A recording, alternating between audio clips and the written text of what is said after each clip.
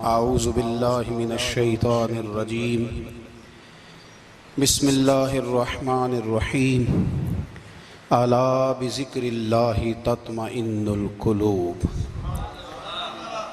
صدق اللہ العظیم وصدق رسولہ النبی الکریم ان اللہ وملائکتہ یصلون علی النبی یا ایہا الذین آمنوا صلوا علیہ وسلموا تسلیما اللہم صل علی سیدنا و مولانا محمد معدن الجود والکرم وآلہ وصحبہ وبارک وسلم۔ تمام تعریفیں حمد و ثنا اللہ تعالی جل جلالہ کے لیے۔ زاں بعد درود و سلام نبی اکرم نور مجسم شفیع معظم احمد مجتبیٰ جناب حضرت محمد مصطفیٰ صلی اللہ تعالی علیہ وسلم کی ذات والا صفات کے لیے حمد و صلوات کے بعد قرآن مجید نے ارشاد فرمایا الا بذکر اللہ تطمئن القلوب، فرمایا خبردار ہو جاؤ اللہ کے ذکر میں ہی دلوں کا اطمینان ہے، اللہ کے ذکر میں دلوں کا چین ہے۔ لوگ بہت سارا مال، بہت ساری دولت، بہت ساری عقل اور بہت سارا شعور ہونے کے باوجود بے سکون ہیں۔ جس چیز نے زمانے کو تکلیف میں مبتلا کر دیا ہے اور جو چیز ڈھونڈنے سے نہیں ملتی وہ اطمینان ہے، وہ قرار ہے۔ لوگ بھیک مانگتے ہیں، منت کرتے ہیں، دہائی دیتے ہیں کہ کہیں سے سکون کی دولت مل جائے، لیکن وہ میسر نہیں آ رہی۔ بڑے بڑے لوگ ہیں اور میں عرض کر چکا ہوں کہ مالدار بھی ہیں اور عقل مند بھی ہیں، باشعور ہیں، پڑھے لکھے ہیں، پر قلبی سکون، راحت، اطمینان، چین انہیں میسر نہیں آ رہا۔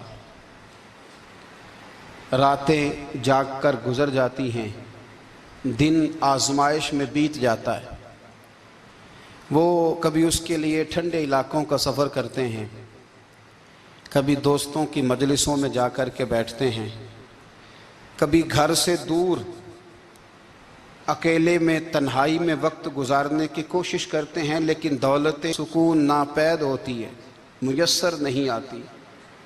عرش کا رب فرماتا ہے کیوں تو بھٹکتا پھرتا ہے، کیوں دائیں بائیں جاتا ہے، چپ کر کے مسجد آ جا اور لوگوں سے بچ کے تنہائی میں میرا ذکر کر۔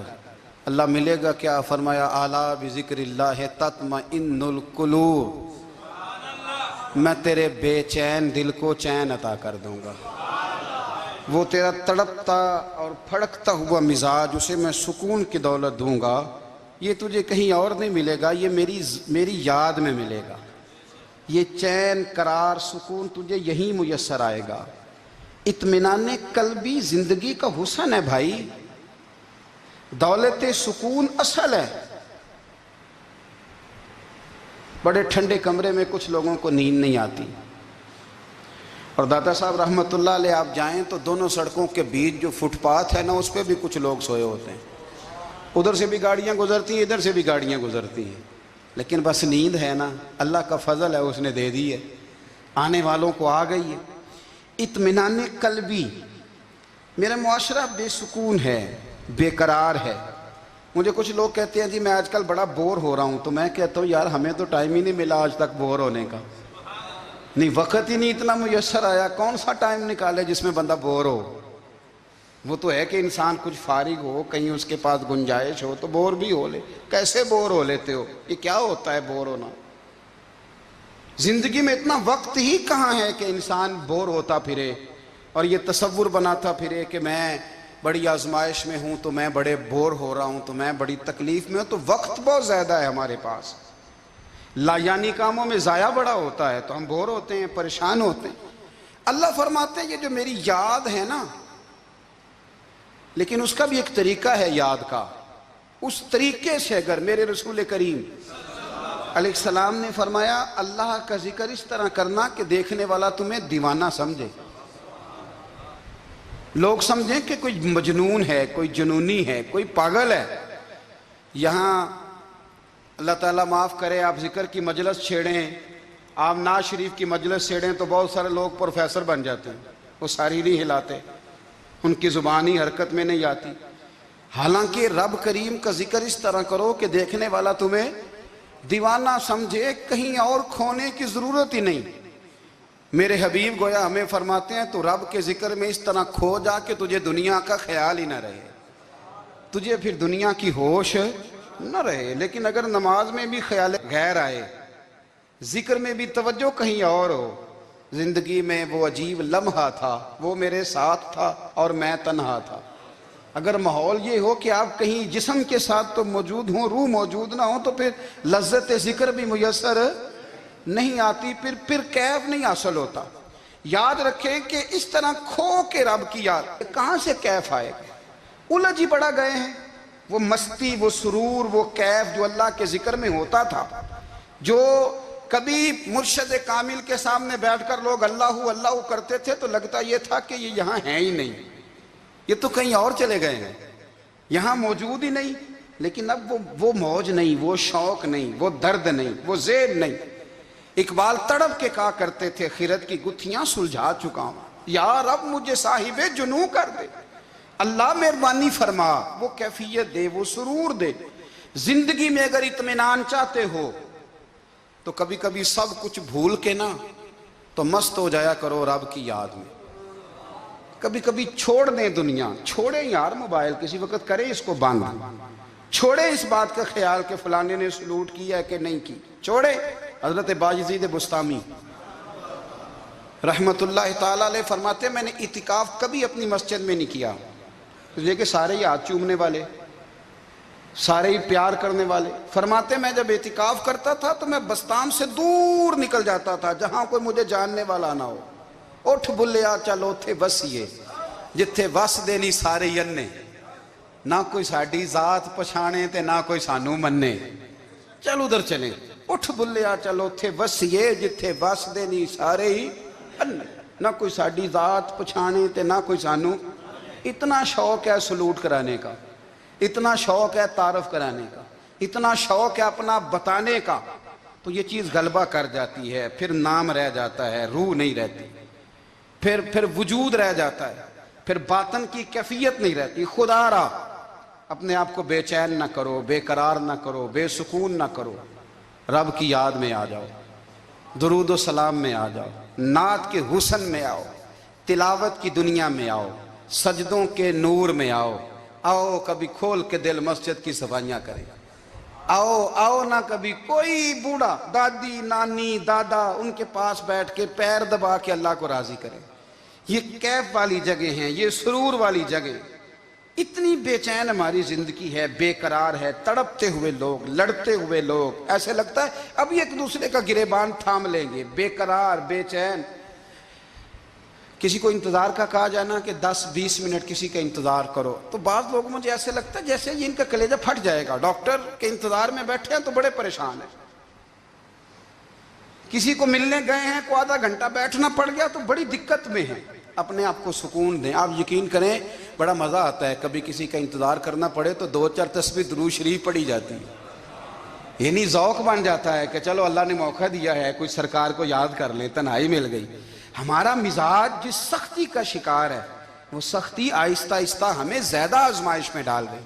تو میرے بھائی زندگی میں اطمینان حسن ہے، اور وہ سب سے زیادہ اللہ کی یاد میں ملتا ہے، وہ سب سے زیادہ رب کریم کے ذکر میں۔ سب سے زیادہ جو چاہتا ہے نا دل ٹھنڈا رہے، زبان میٹھی رہے، وہ مدینے والے محبوب پہ درود و سلام پڑھا کرے، وہ حضور پہ درود و سلام پڑھا کرے، زبان میٹھی رہے گی۔ میرا ذاتی تجربہ ہے کہ جو آدمی اپنے اخلاق سنوارنا چاہے وہ حضور پہ درود شریف پڑھے، جو اپنے اخلاق سنوارنا چاہے، طبیعت کو ٹھنڈا رکھنا چاہے، وہ درود شریف پڑھے، اس کا دل سکون میں آئے گا۔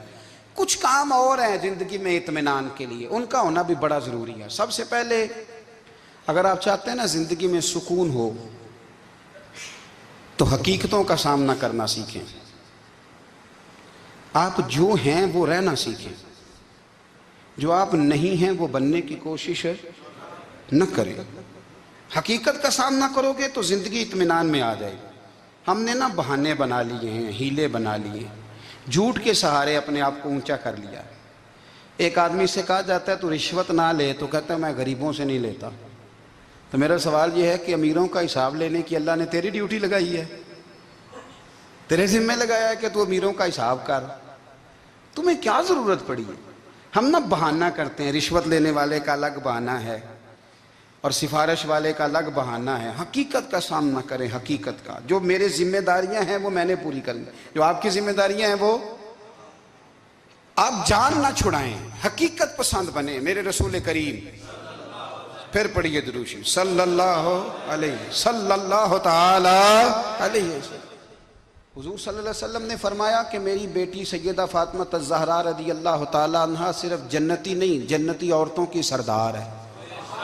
لیکن حضور نے یہ بھی فرمایا کہ فاطمہ یہ خیال رکھنا، اگر اللہ نے حساب پوچھا تو حساب تم نے خود دینا ہے۔ حقیقت کی طرف توجہ کرائی حضور نے، وہ صرف جنتی نہیں، جنتی عورتوں کی سردار ہیں، پر حقیقت کی جانب توجہ۔ میں حقیقت یہ ہے کہ اگر مالک نے حساب پوچھا تو اس کی تیاری بھی کرنی ہے۔ دیکھیں نا، ہمیں کچھ یقین نہیں، اللہ معاف کرے کہ ہمارا حساب کیسا ہوگا، لیکن کتنے آزاد ہیں۔ یعنی بڑی دلیری سے بندے کہتے ہیں فجر نہیں پڑھتا جی، 3 پڑھتا ہوں جی، شاہ رہ جاتی ہے جی، کپڑے صاف، بڑی دلیری سے۔ اور سیدہ فاطمہ الزہرا نے ساری رات مصلی باندھ رکھا ہے، حالانکہ انہیں یقین تھا کہ رب مجھے بغیر حساب کتاب جنت دے گا۔ حقیقت کا سامنا کریں، جو حقوق آپ کے ہیں وہ آپ نے ادا کرنے ہیں، جو ذمہ داریاں ہیں وہ ذمہ داریاں ہیں۔ دیکھیں نا، حضرت موسیٰ کلیم اللہ علیہ السلام کے پاس اسرائیل روح نکالنے آئے تو حضرت موسیٰ نے تھپڑ مارا، آنکھ نکال دی، واپس گئے۔ اللہ انہوں نے تو جلال فرمایا ہے، کہا موسیٰ علیہ السلام سے کہیے بیل کی پشت پر ہاتھ رکھیں، جتنے بال ان کے دست مبارک کے نیچے آئیں گے اتنے 1000 سال ان کی عمر بڑھا دی جائے گی۔ یعنی میرے کان میں کوئی بتا دے کہ جناب 60 سال بڑھ گئی، یا آپ کے کان میں کوئی کہہ دے تو خوشی ہوتی ہے کہ نہیں؟ لیکن یہ حقیقت پسندی نہیں، اس لیے کہ 60 بھی گزر جائیں گے، 70 بھی، یہ حقیقت نہیں۔ حضرت موسیٰ کلیم، چلے میں مثال دیتا ہوں، سمجھ لے 10 بال، حالانکہ بہت زیادہ آتے ہوں گے، 10 بال اگر حضرت موسیٰ کے ہاتھ کے نیچے آئے تو 10,000 سال تو عمر بڑھ گئی نا۔ 10 یعنی 10 سال نہیں، 10 100 نہیں، 10 بہت زیادہ تھی نا۔ تو حضرت موسیٰ کلیم اللہ علیہ السلام سے آ کے عرض کیا گیا، حضور بیل کی پشت پر ہاتھ رکھیں، جتنے آپ کے ہاتھ کے نیچے بال آئیں گے اتنے 1000 سال عمر بڑھ جائے گی۔ تو حضرت موسیٰ نے حقیقت پسندی والی بات کی، فرمایا پھر کیا ہوگا؟ 10,000 سال کے بعد پھر کیا ہوگا؟ کہا حضور جانا تو پھر بھی ہے، فرمایا پھر ابھی چلتے ہیں۔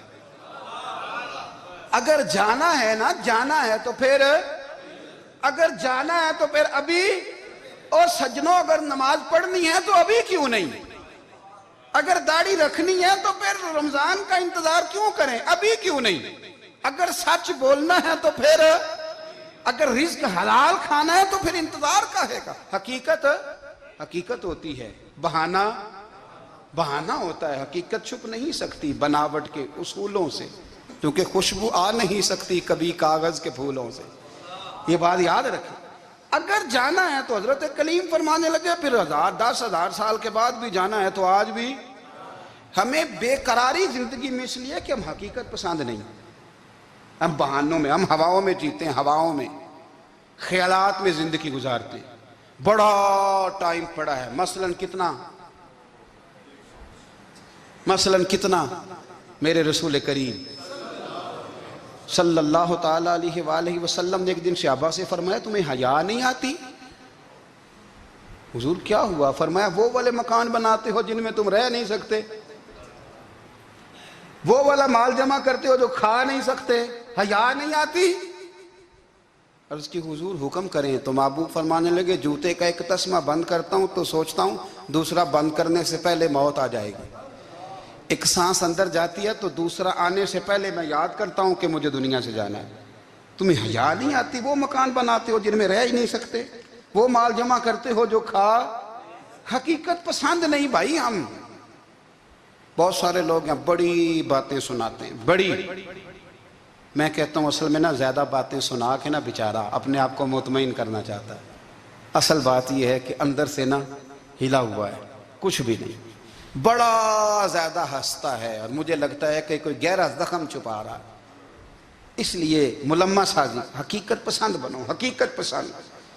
یاد رکھنا، من ترک صلاۃ متعمدا فقد کفر، میرے رسول نے حقیقت بیان کی، فرمایا جس نے ایک نماز بھی جان بوجھ کے چھوڑی اس نے رب کے رب ہونے کا انکار کیا، اس نے کفران نعمت کیا۔ یہ حقیقت ہے، کوئی کلیریفیکیشن نہیں، کوئی وضاحت نہیں۔ جو نماز نہیں پڑھتا، جھوٹ بولتا ہے، غلط بیانی کرتا ہے، جو شخص رزق حرام کما کے کہتا ہے کہ اس کے بغیر گزارا نہیں چلتا، وہ جھوٹ بولتا ہے۔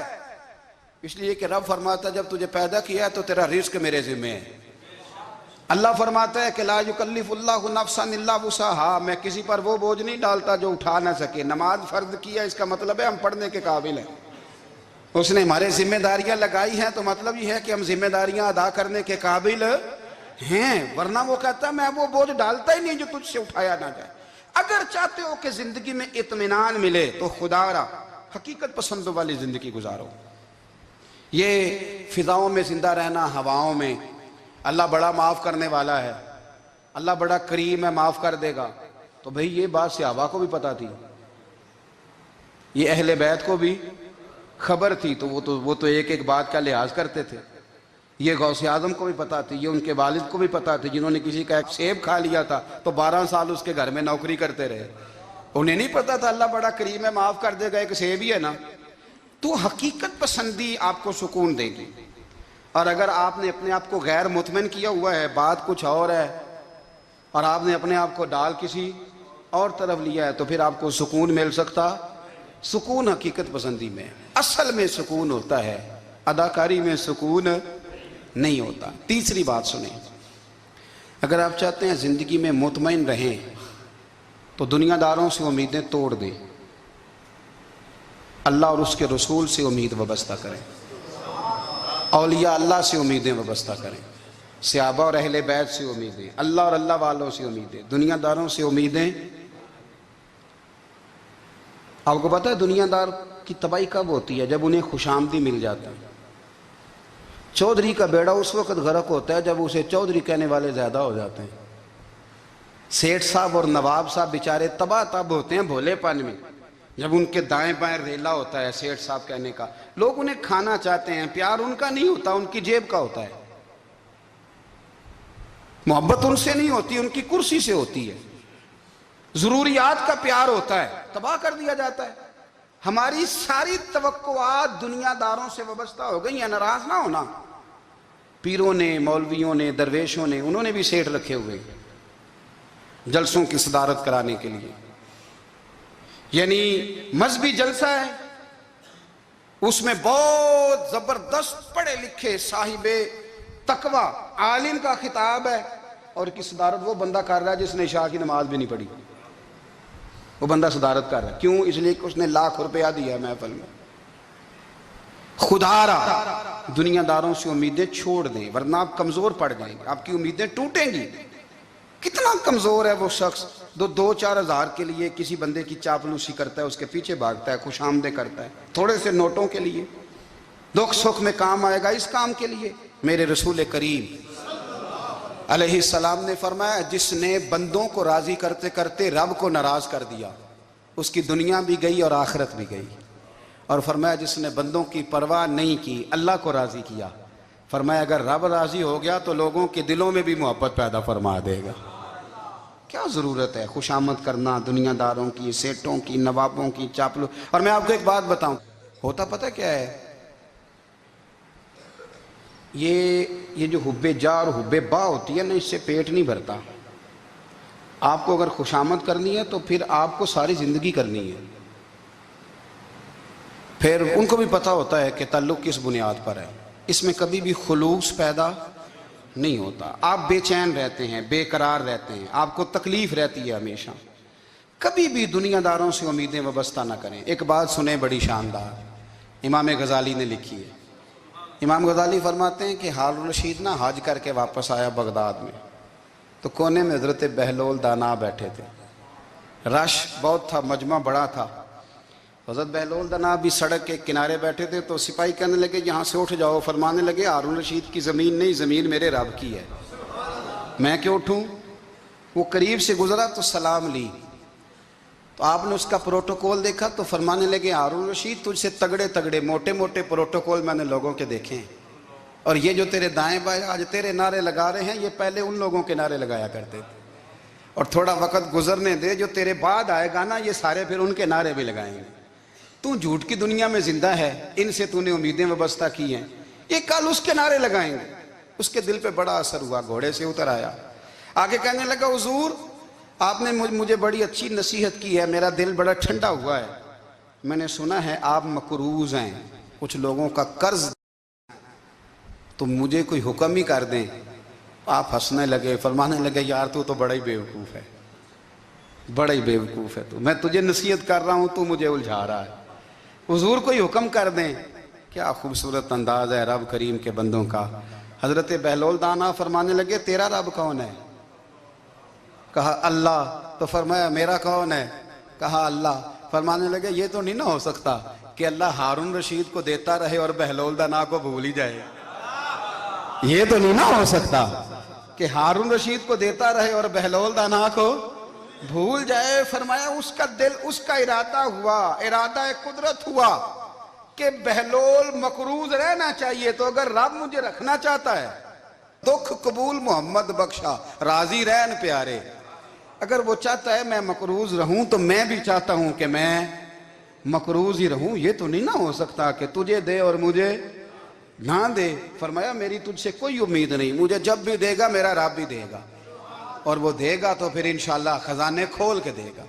دنیا داروں سے امیدیں وابستہ کرنا، لوگوں کے پیچھے، یہ چھوڑ دیں، آپ بے چین رہیں گے، بے قرار رہیں گے۔ اللہ والوں سے ضرور امیدیں وابستہ کریں، اس لیے کہ ان کے پاس جو کچھ ہوتا ہے وہ دراصل رب کا ہی ہوتا ہے، لیکن سیٹھوں سے، نوابوں سے، سیاستدانوں سے باز آ جائیں، ہماری بڑی امیدیں وابستہ ہیں۔ میں اکثر کہتا ہوں جتنے پھیرے نوکری کے لیے دنیا دار کے دروازے پہ لگائے ہیں نا، اس سے کم دفعہ مسجد میں نفل پڑے ہوتے تو رب اتنی بڑی مہربانی فرما دیتا۔ تیسری بات یہ یاد رکھیں، اگر سکون لینا چاہتے ہیں نا، اگر سکون لینا چاہتے ہو نا تو لوگوں کو ڈسکس کرنا بند کر دو۔ کس کو اللہ نے کتنے پیسے دیے ہیں وہ جانے اور اللہ جانے، کس کو اللہ نے کتنی گاڑیاں دی ہیں وہ جانے، اور لوگوں کو ڈسکس کرنا جی۔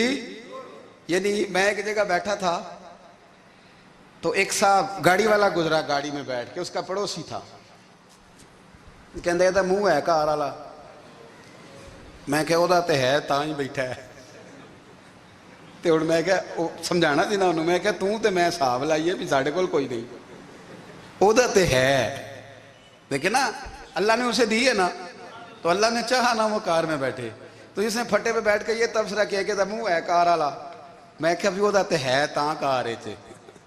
اب مجھے اور تجھے اندازہ لگانا چاہیے کہ ہم کیا یہ بحث ہے، یعنی اللہ کو چاہیے تھا معاذ اللہ کے پہلے تجھ سے پوچھتا کہ اسے کار دینی ہے کہ نہیں، کیا مطلب فضول بحث ہے۔ وہ چیز ہمیں اتنا تنگ کرتی ہے، اتنی تکلیف دیتی ہے کہ آپ یقین کریں سارا دن اسی کو ڈسکس کرتے ہیں، سارا دن اس کے پاس گاڑی ہے، اس کے پاس کار ہے، فلانے کا پیسہ 1 نمبر ہے، فلانے کا 2 نمبر ہے، فلانے کا 6 نمبر ہے، اصل بات کے اندر حسد ہے، اس کو نکالو۔ ایک بات کہنے لگا ہوں، اسے یاد رکھنا، میرے اعلیٰ حضرت رحمۃ اللہ علیہ فرمایا کرتے، حسد کرنے والا بندوں پر اعتراض نہیں کرتا، اللہ پر اعتراض کرتا۔ وہ کہتا ہے اللہ اسے کیوں دیا ہے، اتنا کیوں دیا ہے، معاذ اللہ وہ اللہ کی تقسیم پر اعتراض کرتا۔ حسد کرتے ہو بے چین رہو گے، حسد آپ کے دل کو تڑپا کے رکھ دے گا، چھوڑے۔ اللہ بڑا کریم ہے، جس کو جہاں چاہتا ہے وہاں بٹھا دیتا ہے۔ آپ قطعاً اس بحث میں نہ پڑیں کہ اللہ نے کس کو کتنا دیا ہے، کب دیا ہے، کیوں دیا ہے، وہ بڑا بے نیاز ہے۔ حسد آپ کو تباہ کرے گا۔ دنیا میں پہلا گناہ جو ہوا تھا وہ حسد تھا۔ ابلیس نے حضرت آدم سے حسد کیا، کہنے لگا میں بہتر ہوں، سرداری اس کو مل رہی ہے، تو یہ تو اللہ کو پتہ ہے نا کس کو دینی ہے۔ اور دنیا میں پہلا قتل حسد کی وجہ سے ہوا، حابیل قابیل کے درمیان حسد کا معاملہ تھا، خاتون کا نکاح اس سے کیوں ہو رہا ہے، مجھ سے ہونا چاہیے۔ حسد تباہی کرتا۔ آپ یقین کریں، یعنی دکاندار کے سامنے دوسری دکان پڑتی ہے اور پریشان ہو جاتا ہے، وہ کہتا ہے میرا کیا بنے گا، لا حول ولا قوت الا باللہ العلی العظیم۔ یعنی تیرا کیا خیال ہے کہ تیرے حصے کی روٹی وہ کھا جائے گا؟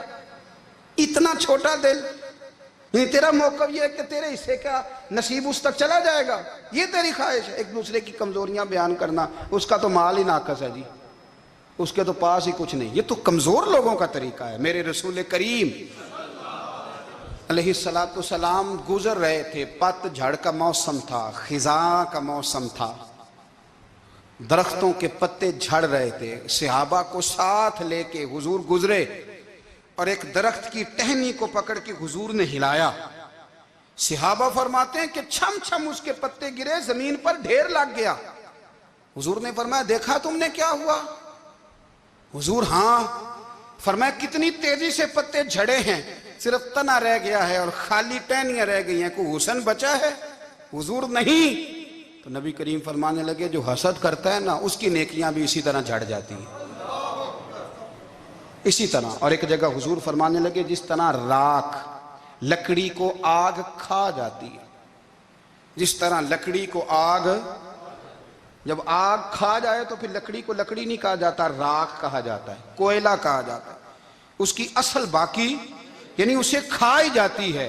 تو حضور علیہ السلام فرمانے لگے جس طرح آگ لکڑی کو کھا جاتی ہے، فرمایا اسی طرح حسد نیکیوں کو کھا جاتا ہے، نیکیاں رہتی نہیں۔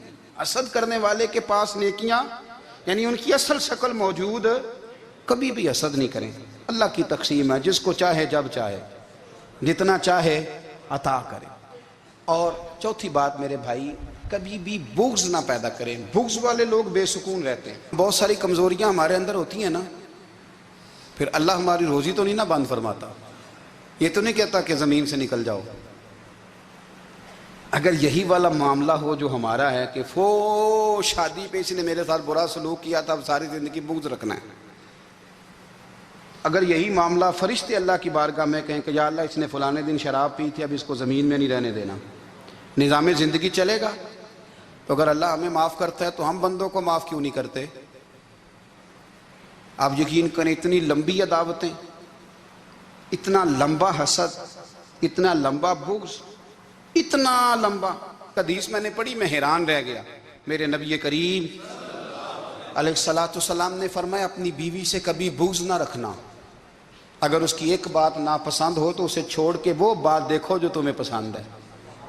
میں اس حدیث کو پڑھ کے سوچنے لگا کہ کیا بیوی کا بھی بغض رکھتے ہیں لوگ؟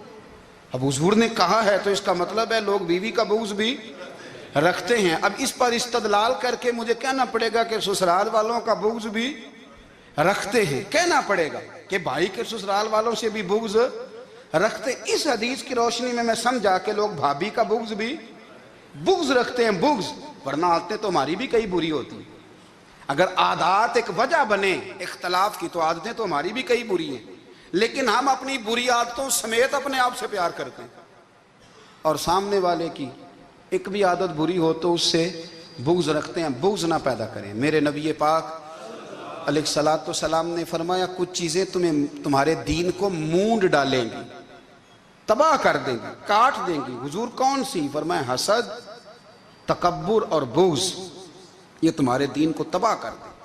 ہم بے چین اس لیے ہیں کہ ہم نے بہت سارے لوگوں کا بغض پالا ہوا ہے، اور ہر فیلڈ میں سیاستدان نے سیاستدان کا، ذاتیات پر اتر کے بات کرتے ہیں، معزز ترین لوگ، تاجر نے تاجر کا، اللہ ماشاءاللہ بعض جگہ پہ اہل علم بھی ایک دوسرے سے عداوت رکھتے ہیں۔ خدا را دل رب کریم کے آنے کا ٹھکانہ ہے، یہ صاف ہوگا تو اس میں رب رسول کے جلوے ہوں گے، اور اگر اس میں عداوت ہو، اس میں بغض ہو، اس میں کینہ ہو، نفاق ہو۔ سنیں میرے رسول کریم حضرت ابوبکر صدیق رضی اللہ تعالیٰ عنہ کہتے ہیں میں رو ہی پڑا۔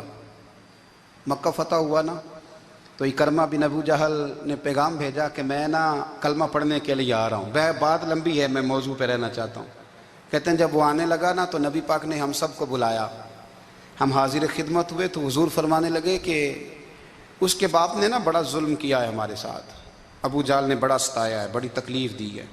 آپ مجھے بتلائیں کہ وہ ایک دفعہ کسی شادی پہ بحث ہوتی ہے بیوی کے بھائی کے ساتھ، پھر ساری زندگی اس بیچارے کو معافی وہ 10 دفعہ گھر آتا ہے، معافی مانگنے پر سوال ہی نہیں پیدا ہوتا، میں او ہو مجھے ہی کہہ دیا، یعنی پھر میں مجھے ہی کہہ دیا آپ نے، اور میری شان میں بے ادبی، اور پھر میں معاف کر دوں؟ توبہ توبہ توبہ، یہ کیسے ہو سکتا ہے؟ میری ناک نیچی ہو جائے گی، اور آپ نے مجھے کہہ دیا، سوال ہی نہیں پیدا ہوتا۔ اور یہ رونا میں اکثر ہوتا ہوں کہ شادی والے دن داماد صاحب کا زیادہ دماغ خراب ہوتا ہے۔ جب چھوٹی سالی کی شادی ہوتی ہے نا، اس دن اس کو بخار چڑھتا ہے، کوئی اس کو کان میں کہتا ہے تیری عزت نہیں کر دے، اس دن اس کا دماغ خراب ہو جاتا ہے، بچے اٹھا کے نکل آتا ہے، وہ بیچارہ سسر منتیں کر رہا ہوتا ہے کہ تیری مہربانی آ جا، یہ عزت کرا رہا ہے۔ تو میں نے کہا احتجاج کر کے جو عزت کرائی جاتی ہے وہ عزت نہیں ہوتی۔